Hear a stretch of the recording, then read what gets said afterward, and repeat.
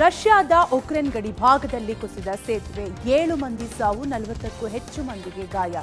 ತನಿಖೆಗಿಳಿದ Russia ಅಧಿಕಾರಿಗಳು 3 ನಿಮಿಷದಲ್ಲಿ 32,000 ವಂಚನೆಗೆ ಒಳಗಾಗಿದ್ದೇಗೆ ಗೊತ್ತಾ ದಂಪತಿ. ಈ ಎಲ್ಲ ಸುದ್ದಿಗಳನ್ನು ನೋಡೋಣ ಕರ್ನಾಟಕ ಟಾಪ್ 20ಯಲ್ಲಿ. ಹೇಮಾವತಿ ಲಿಂಕ್ ಕೆನಾಲ್ ಯೋಜನೆಯ ವಿಚಾರದಲ್ಲಿ ಜಟಾಪಟಿ ಮುಂದುವರೆದಿದೆ. ನಿನ್ನೆಯಷ್ಟೇ ಯೋಜನೆಯ ಕಾಮಗಾರಿ ವಿರೋಧಿಸಿ ತುಮಕೂರು ರೈತರು ಭಾರೀ ಪ್ರತಿಭಟನೆಯನ್ನು ನಡೆಸಿದರು. ಈಗ ರೈತ ಹೋರಾಟಗಾರರ ಮೇಲೆ ಎಫ್ಐಆರ್ ದಾಖಲಾಗಿದೆ. ತುಮಕೂರು ಗ್ರಾಮಾಂತರ ಶಾಸಕ ಸುರೇಶ್ ಗೌಡ, ಜ್ಯೋತಿ ಗಣೇಶ್ ಸೇರಿದಂತೆ ಪ್ರತಿಭಟನಾಕಾರರ ವಿರುದ್ಧ ಎಫ್ಐಆರ್ ಹಾಕಲಾಗಿದೆ. 11 ಎಫ್ಐಆರ್ನಲ್ಲಿ 100ಕ್ಕೂ ಹೆಚ್ಚು ಹೋರಾಟಗಾರರ ಮೇಲೆ ಕೇಸ್ ಹಾಕಲಾಗಿದೆ. ಇನ್ನಷ್ಟು ಎಫ್ಐಆರ್ಗಳನ್ನು ಹಾಕುವ ಸಾಧ್ಯತೆ ಇದೆ. ಇನ್ನು ಎಸ್ಪಿ, ಪೊಲೀಸ್ ಅಧಿಕಾರಿಗಳ ಮೇಲೆ ಕಲ್ಲು ತೂರಾಟ, ನಿಷೇಧಾಜ್ಞೆಯ ಮಧ್ಯೆ ಪ್ರತಿಭಟನೆ ಹಾಗೂ ಕರ್ತವ್ಯಕ್ಕೆ ಅಡ್ಡಿ, ಬೃಹತ್ ಗಾತ್ರದ ಪೈಪುಗಳ ಪುಡಿ ಮಾಡಿದ ಆರೋಪದಡಿ ಎಫ್ಐಆರ್ ದಾಖಲಿಸಲಾಗಿದೆ. ಇತ್ತ ಡಿಸಿಎಂ ಡಿಕೆಶಿ ನಡೆಗೆ ಕೇಂದ್ರ ಸಚಿವ ವಿ ಸೋಮಣ್ಣ ಕಿಡಿಕಾರಿದ್ದಾರೆ. ಶಿವಕುಮಾರ್ ಯಾಕಿಂಗಾದ್ರೂ ಗೊತ್ತಿಲ್ಲ, ಯಾತಕ್ಕಿದ್ದಾರೆ ಅವನು ಗಂಟು ಬಿದ್ದುಬಿಟ್ಟಿದಾರೋ ಗೊತ್ತಿಲ್ಲ. ತುಮಕೂರು ಜನ ಮುಗ್ದ್ರಿ. ನಾನು ಯಾವುದೋ ಊರಲ್ಲಿ ಬಂದು ಅಲ್ಲಿ ವೋಟ್ ಹಾಕೋರು ನಿಮ್ಮ ಮನೆ ಕಾರಣ ನನಗೋಸ್ಕರ ಆದ್ರೂ ಅದು ಇನ್ನೂ ಚೇಂಜ್ ಮಾಡ್ಕೊಳಪ್ಪ ನೀನು ಒಂದೇ. ಅದು ಬಿಟ್ಬಿಟ್ಟು ಯಾರೋ ಮಾಡಿ ಬಿಟ್ಟೋಗಿದ್ದ ಅವ್ರ ಹೆಸರಿದೆ ಅನ್ನೋ ದೃಷ್ಟಿಯಿಂದ ಮತ್ತೊಂದು ಇದಾಗಬಾರ್ದು. ಇರೋದು 1200 ಕ್ಯೂಸೆಕ್, ಎಲ್ಲೆಲ್ಲಿ ಎಷ್ಟೆಷ್ಟು ಅಂತ 5 ತಾಲೂಕು ಹಂಚ್ಬಿಟ್ಟವ್ರೆ. ಅವ್ರ ಬದುಕಿನಲ್ಲಿ ಯಾಕೆ ನಾವು ಉಳಿ ಹಿಂಡಬೇಕು? ನಮ್ಮ ಜನಕ್ಕೆ ತೊಂದರೆ ಕೊಡ್ಬೇಡ್ರಪ್ಪ. ಅವ್ರು ಏನೋ ಯಾರೋ ಪುಣ್ಯಾತ್ಮರು ಮಾಡೋಗವ್ರೆ. ನೀವು ಒಂದು ಮಾಡಿ ನಿಮ್ಮ ಹೆಸರು ತಗೊಳ್ಳಿ, ಮನುಷ್ಯನ ಬೆಲೆಗೆ ಬೇಕಾದ ತಗೊಂಡೋಗಿ. ಇನ್ನೊಂದು ಹೇಮಾವತಿ ಕ್ಯಾನಲ್ ಹಾಕ್ತಿರೋ, ಮತ್ತೊಂದು ಹಾಕ್ತಿರೋ, ಇಲ್ಲ ಕೃಷ್ಣದಿಂದ ತಗೋತಿರೋ, ಆಲ್ಮಟ್ಟಿಯಿಂದ ತಗೋತಿರೋ. ನೀವು ಬಿಟ್ಟಿದ್ದು ಯಾರೋ ಮಾಡಿ ಕೊಟ್ಬಿಟ್ಟು ಅವ್ರಿಗೆ ಹಂಚ್ಬಿಟ್ಟವ್ರೆ. ಅವ್ರಿಗೆ ಸುಮಾರು ಮಕ್ಕಳಾಗ್ಬಿಟ್ಟವೆ ಇವರು. ಆಮೇಲೆ ಎಲ್ಲಿ ಹೋಗ್ಬೇಕು ಅವರು? ಹೇಮಾವತಿ ಲಿಂಕ್ ಕೆನಾಲ್ ಯೋಜನೆಗೆ ಗುಬ್ಬಿ ಶಾಸಕ ಶ್ರೀನಿವಾಸ್ ವಿರೋಧವನ್ನು ವ್ಯಕ್ತಪಡಿಸಿದ್ದಾರೆ. ಉಪಮುಖ್ಯಮಂತ್ರಿ ಡಿಕೆ ಶಿವಕುಮಾರ್ ಹಠಕ್ಕೆ ಬಿದ್ದು ರಾಮನಗರಕ್ಕೆ ಯೋಜನೆ ಕೊಂಡೊಯ್ಯಲು ಮುಂದಾಗ್ತಿದ್ದಾರೆ.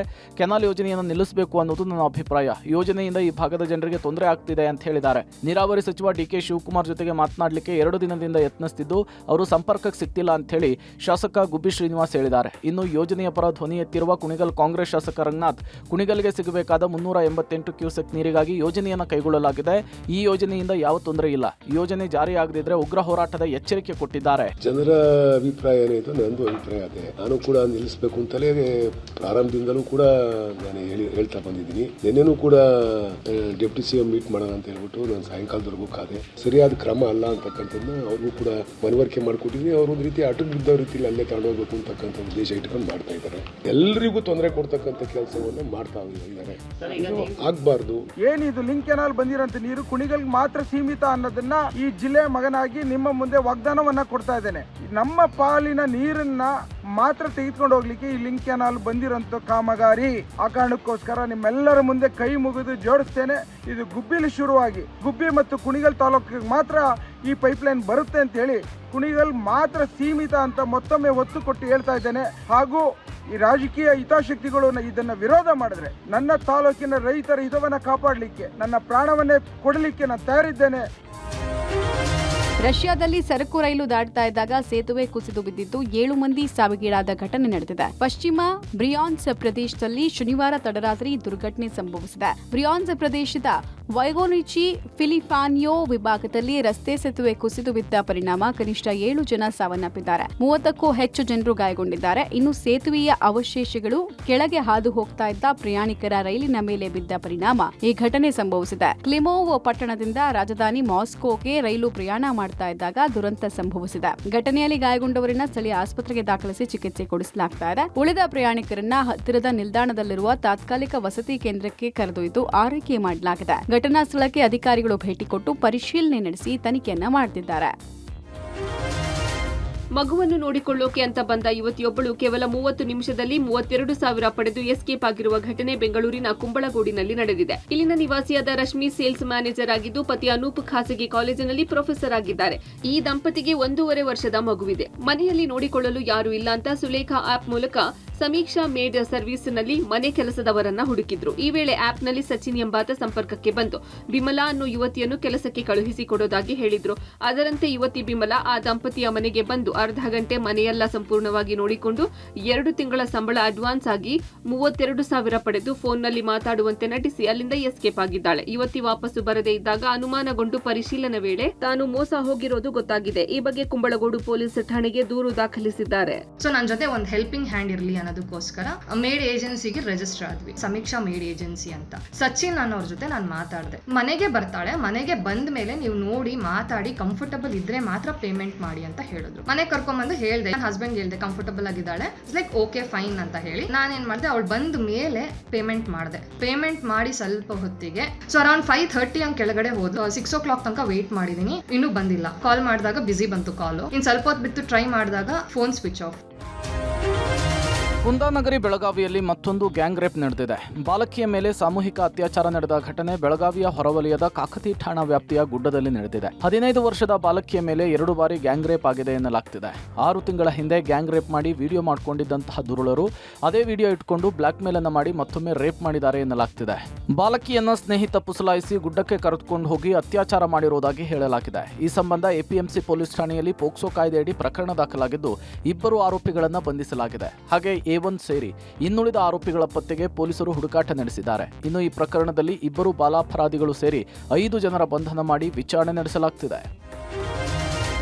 ಇಂದಿನಿಂದ ವಿಧಾನಸೌಧ ಗೈಡೆಡ್ ಟೂರ್ ಆರಂಭವಾಗಿದೆ. ಇಂದಿನಿಂದ ಪ್ರವಾಸಿಗರಿಗೆ ವಿಧಾನಸೌಧ ವೀಕ್ಷಣೆಗೆ ಮುಕ್ತ ಅವಕಾಶ ಒದಗಿಸಲಾಗಿದೆ. ನಿತ್ಯ 25 ರಿಂದ 30 ಸದಸ್ಯರ 10 ಬ್ಯಾಚ್ಗಳಿಗೆ ವಿಧಾನಸೌಧ ವೀಕ್ಷಣೆಗೆ ಅವಕಾಶ ಮಾಡಿಕೊಡಲಾಗಿದೆ. ಪ್ರವಾಸಿಗರಿಗೆ ವಿಧಾನಸೌಧದ ಮಹತ್ವ, ಇತಿಹಾಸ, ಪರಂಪರೆ, ಅಧಿವೇಶನ ಸಭಾಂಗಣ, ಭವ್ಯ ಮೆಟ್ಟಿಲುಗಳ ಬಗ್ಗೆ ಗೈಡ್ಗಳಿಂದ ತಿಳಿಸಿಕೊಡಲಾಗುತ್ತದೆ. ವಿಧಾನಸೌಧದ ಬಗ್ಗೆ ಮಾಹಿತಿ ನೀಡಲು ಸದ್ಯಕ್ಕೆ 10 ಮಂದಿ ಗೈಡ್ಗಳನ್ನು ನೇಮಕ ಮಾಡಲಾಗಿದೆ. ವಿಧಾನಸೌಧ ವೀಕ್ಷಣೆಗಾಗಿ ಕೇವಲ ಕರ್ನಾಟಕ ರಾಜ್ಯದವರಿಗೆ ಮಾತ್ರವಲ್ಲದೆ ಹೊರ ರಾಜ್ಯ, ಹೊರ ದೇಶಗಳ ಪ್ರವಾಸಿಗರಿಗೆ ಅವಕಾಶ ನೀಡಲಾಗಿದ್ದು ಈಗಾಗಲೇ ನಮ್ಮ ಶಕ್ತಿಸೌಧ ವೀಕ್ಷಣೆಗೆ ಹಾಗೂ ಪರಂಪರೆಯನ್ನು ತಿಳಿದುಕೊಳ್ಳಲು ಉತ್ಸಾಹದಿಂದ ಆಗಮಿಸುತ್ತಿದ್ದಾರೆ.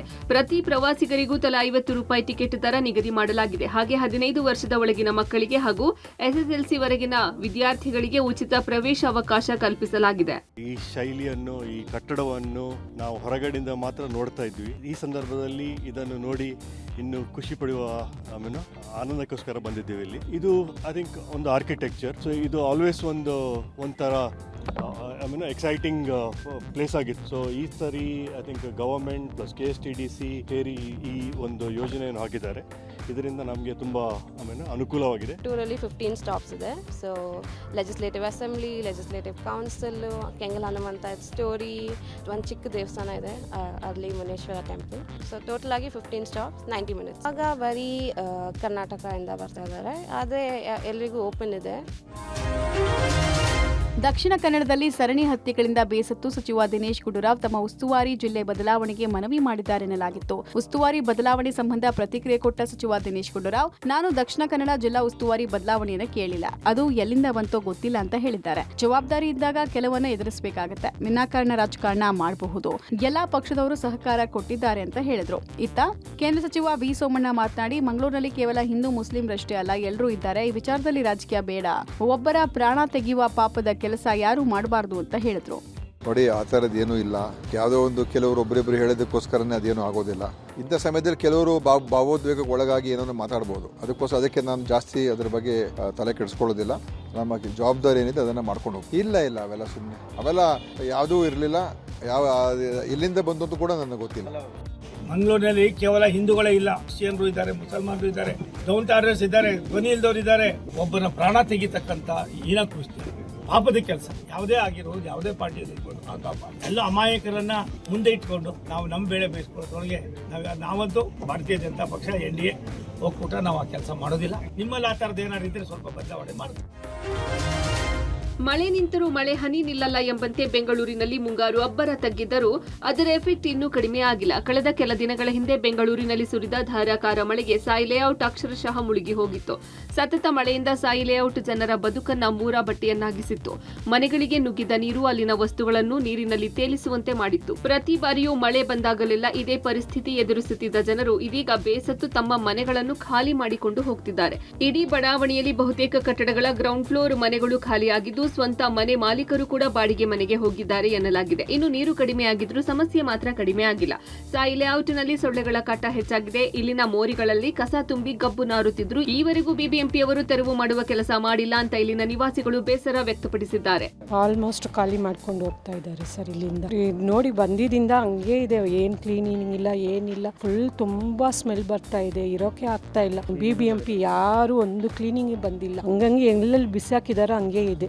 ಬರ್ತೈತೆ ನೀರು, ಮಲ್ಗೋಕೆ ಇಲ್ಲ, ಬಟ್ಟೆ ಎಲ್ಲ ಹೋಗ್ಬಿಟ್ಟು ನಾವು ಐರನ್ ಮಾಡೋದು ಬಟ್ಟೆ ಮೊತ್ತವ್ರದ್ದು ಬಟ್ಟೆ ಎಲ್ಲ ಹೋಗ್ಬಿಟ್ಟು ಮಾಡಿಬಿಟ್ಟು ಹೋಗ್ಬಿಡೋಣ ಅಂತ ನಾವು ಕಲ್ಲೆ ಮಾಡ್ತಾ ಇದ್ದೀರಿ, ನೋಡ್ತಾ ಇದ್ದೀರಿ. ಮನೆಗೆ ಊಟ ಇಲ್ಲ, ನೀರು ಇಲ್ಲ. ಇವಾಗೂ ಕೂಡ ನಮಗಿನ್ನೆಲ್ಲ ನೀರು ಇಲ್ಲ, ಕುಡಿಯೋಕ್ಕೆ ನೀರೇ ಇಲ್ಲ.